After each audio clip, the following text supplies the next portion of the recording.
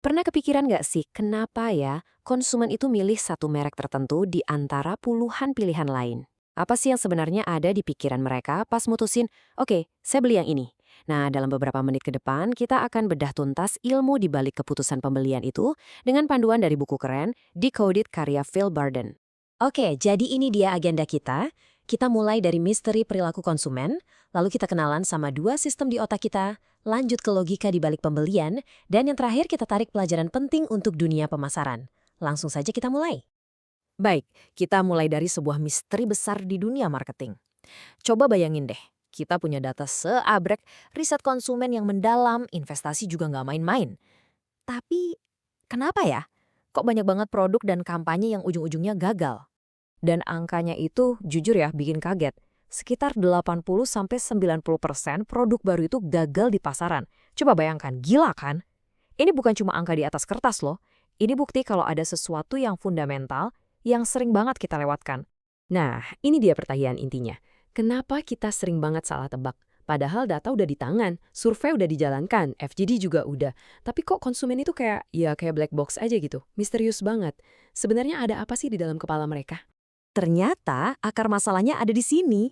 Kata Phil Barden, model mental kita di dunia marketing itu ya masih nyangkut di tahun 70-an. Kita tuh masih sering mikir kalau konsumen itu super rasional, selalu menimbang untung rugi. Padahal, sains modern udah nunjukin ada kekuatan lain yang jauh lebih besar pengaruhnya. Jadi, kekuatan apa sih itu? Nah, untuk paham, kita perlu kenalan dulu sama dua sistem operasi yang ada di otak kita. Konsep ini dari Daniel Kahneman, seorang peraih Nobel. Bayangin aja otak kita punya pilot dan autopilot. Gampangnya gini, pilot itu sistem yang sadar, yang mikir, yang analitis.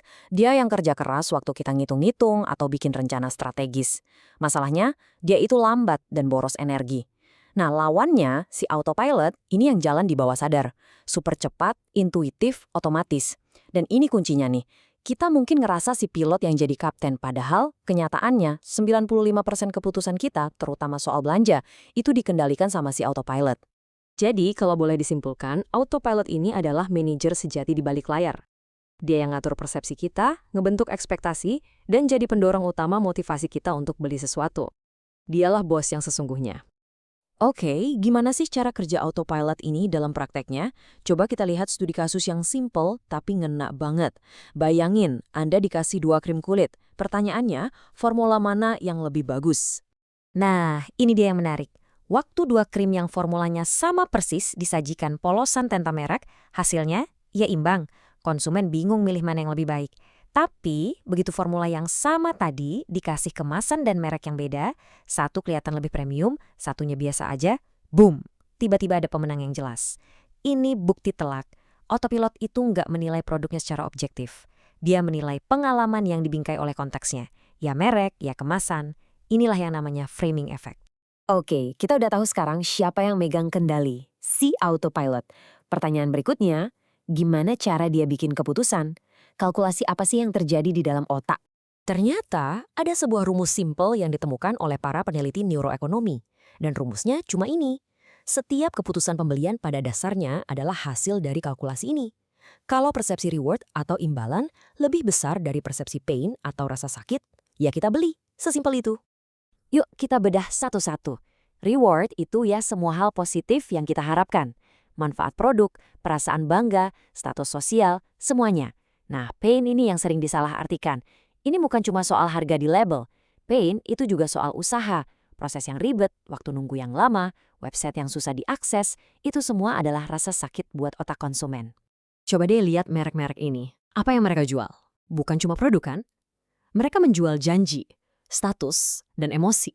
Mereka membangun asosiasi positif yang secara otomatis naikin sisi reward di otak kita. Nah, inilah kenapa kita rela bayar lebih mahal. Karena persepsi imbalannya jauh lebih besar daripada rasa sakit dari harganya yang premium. Nah, ini bagian paling pentingnya. Terus gimana kita bisa pakai semua ini dalam kerjaan kita sehari-hari? Mari kita tarik jadi sebuah kerangka kerja yang super praktis. Dari prinsip reward versus pain tadi, artinya tugas kita sebagai pemasar itu sebenarnya cuma punya dua tuas utama. Satu, kita gedein persepsi reward. Caranya, ya lewat branding, proposisi nilai yang kuat, dan relevansi dengan tujuan konsumen. Dua, kita kecilin persepsi pain. Bukan cuma nurunin harga ya, tapi juga bikin prosesnya segampang dan semulus mungkin. Jangan bikin konsumen mikir, jangan bikin mereka repot. Dan ini poin pentingnya, kita tuh nggak perlu milih antara bangun brand atau ngejar sales.